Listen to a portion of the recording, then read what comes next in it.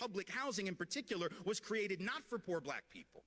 It was created for poor white people. And in fact, for the first several years of public housing, people of color couldn't even get into public housing projects.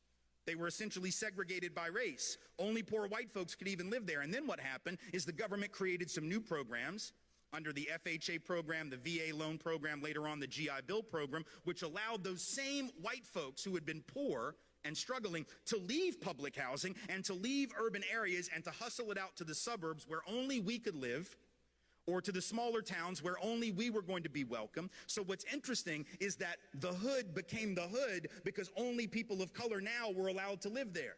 White folks were literally being subsidized by the government to move to the suburbs. The white middle class, and make note of this, was built by government. Government programs that underwrote those loans because those families could not have afforded a loan otherwise. They were able to get one because the government underwrote the loan and guaranteed the loan in case of default, but only for people of color. Only for white folks. People of color, by and large, couldn't get in on any of that. So white folks were able to move, people of color were not.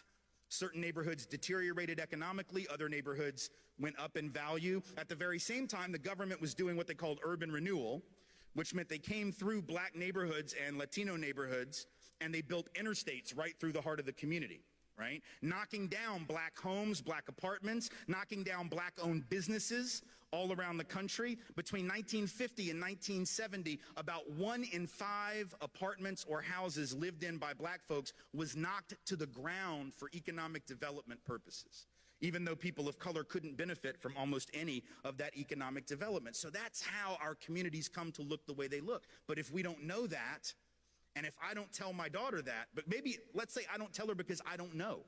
What if I don't know the history? What if I don't do this work and therefore don't know the answer? What do you think my daughter is going to assume is the answer?